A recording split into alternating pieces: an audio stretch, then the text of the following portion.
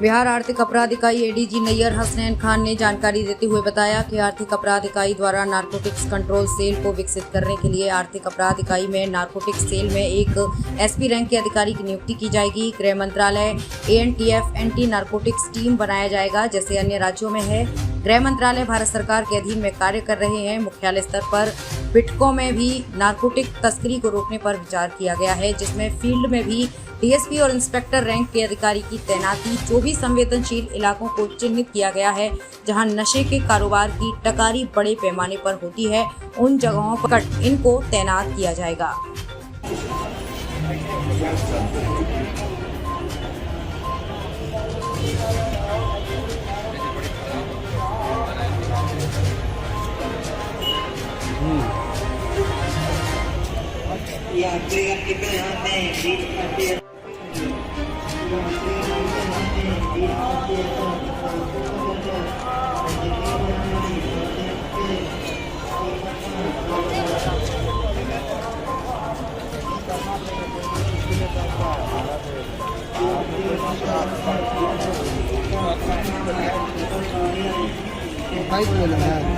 विरुद्ध जो कार्रवाई आर्थिक अपराध इकाई के द्वारा की जा रही है उसकी चर्चा करेंगे और आप सभी को जो भी अभी नए इनिशिएटिव्स लिए गए हैं इस दिशा में उसकी जानकारी दी जाएगी।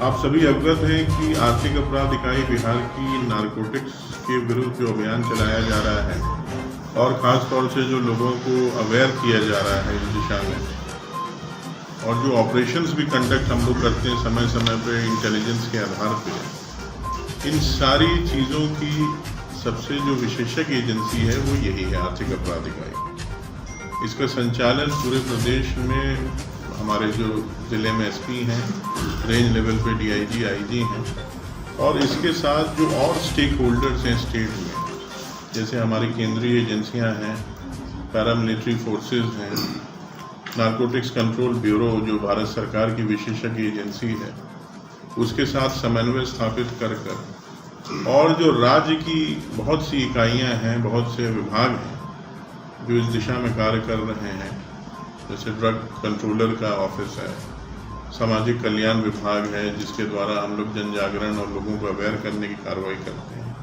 इन सब के साथ भी बेहतर समन्वय की जिम्मेदारी पुलिस मुख्यालय की ओर से आर्थिक अपराध इकाई को दी गई है। उसी परिप्रेक्ष्य में आज की ये वार्ता होगी।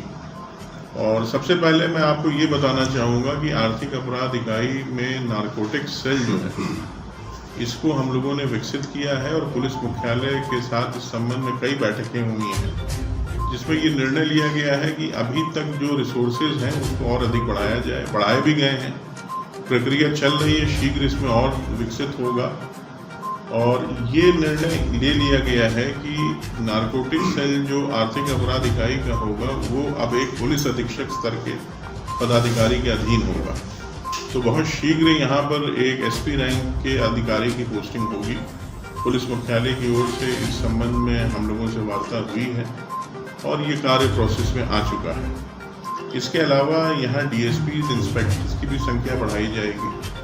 और ये भी हो सकता है कि कुछ जो हमारे हॉटस्पॉट्स हैं बिहार में, जहाँ पर मादक पदार्थों की तस्करी, उसका सेवन, उसके जो ट्रांजिट पॉइंट्स हैं स्टेट में, मूवमेंट जो हो रहा है, रूट्स हैं, वहाँ फील्ड में भी आर्थिक अपराध इकाई से डीएसपीज और इंस्पेक्टर्स की स्थायी रूप से तैनाती की जाए, जैसा अन्य राज्यों में भी होता है। तो ये सारी प्रक्रिया अब हम लोगों के अधीन है और ये की जा रही है और जल्द इसमें हम लोग पूरी कार्रवाई करेंगे। इसके अलावा जो मैंने पहले आप लोगों को बताया था कि समन्वय की जो बात है, इस संबंध में एंटी नारकोटिक्स टास्क फोर्स का गठन किया गया है। ये गृह मंत्रालय भारत सरकार के द्वारा सभी स्टेट्स में एएनटीएफ का गठन है।